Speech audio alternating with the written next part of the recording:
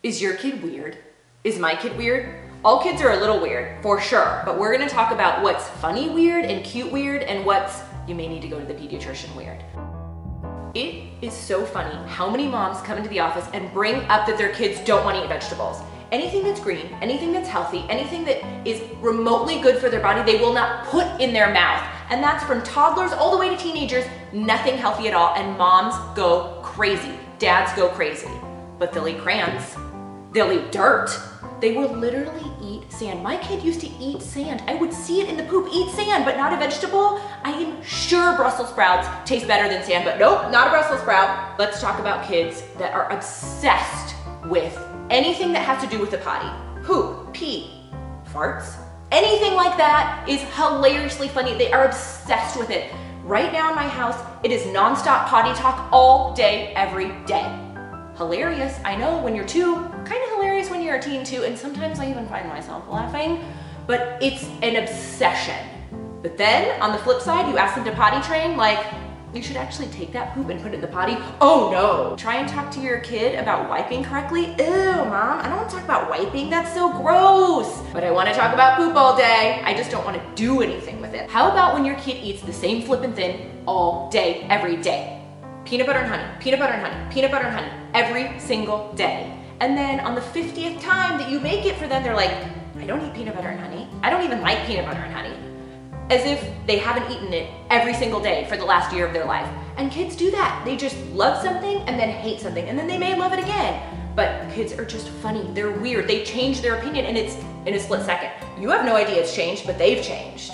All these things that kids do are just funny and weird and cute, and they drive you bonkers, but they're not worrisome. They're just normal kid behavior. So don't worry about those things. People ask me about that all the time in the office, and I say, kids are funny. They're just weird. They're strange. Those are all totally normal. Let's talk about the things that aren't normal.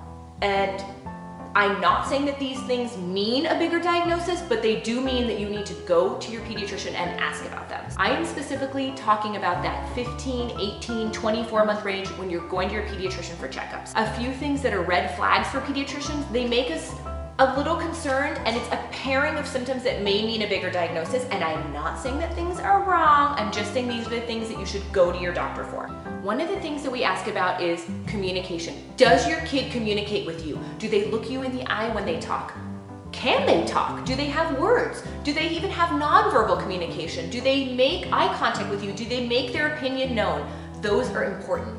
So you want to make sure that your kid is talking, especially by about 2, 2.5, 3 years old. We want to see words. We want to see words.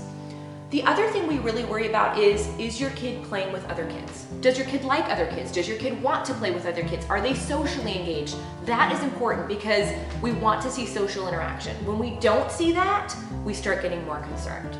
Does your kid do funny things over and over? For example, hand flapping. Hand flapping or rocking. Hand flapping or rocking over and over again, especially with some of the things that we talked about without having good verbal skills, without making eye contact, those things can be worrisome. Those are the things I want you to go talk to your doctor about because they may mean something bigger, they may mean nothing, but they may mean something bigger. Is your kid lining up cars? And I don't mean lining cars up in like they're going into a car wash, but lining up cars and toys in a way that they're fixated on, that they can't move away from, and they have to be in the same order every single night. And they're not playing with the cars like the cars are moving, but they're fixated on the wheel, or they're fixated on a window, and they don't know that it is a car that actually is moving. Those are things that can be worrisome.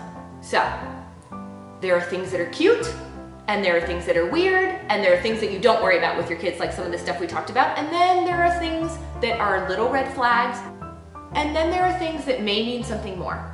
I'm not saying they do, but it means you actually have to go to your pediatrician. And that's what a good pediatrician's for. And doesn't everyone deserve a good doctor? I think so.